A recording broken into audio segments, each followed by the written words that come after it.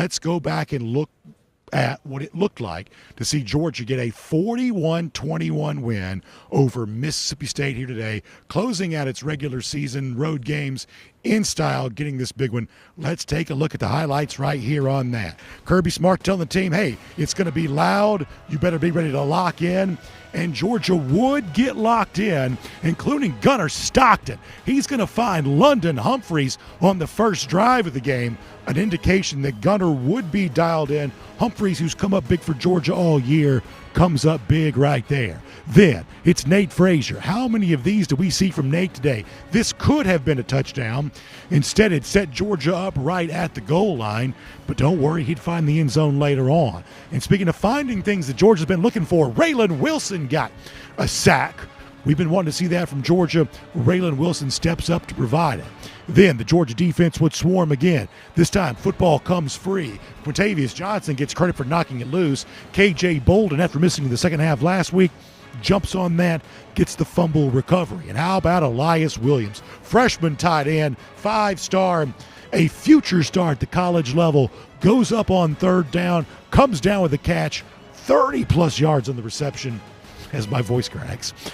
Georgia would be set up. Chauncey Bowens gets the score. All Georgia here at this point. Gunner Stockton again, first half action.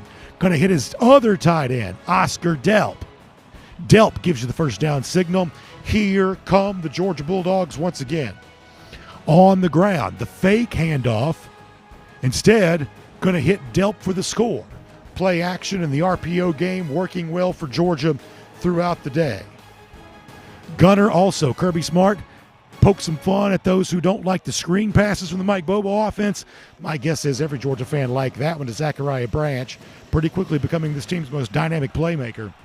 He got the score to end the first half. But then the second half would begin much the same way the first half concluded. Nate Frazier going 59 yards into the end zone for a touchdown. Georgia, Kirby Smart says he loves the middle eight. Well, Georgia controlled those final minutes of the first half. Beginning of the second half, the Nate Frazier touchdown, the example of that longest play from scrimmage this year. Then it was Gabe Harris's turn to get into the backfield. He would lay some lumber on one of the Mississippi State quarterbacks.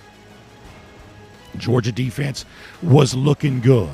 Gunner Stockton also accounted for 3 total touchdowns through the air today. This one, the second consecutive game in which the Texas A&M transfer, Noah Thomas, would find the end zone.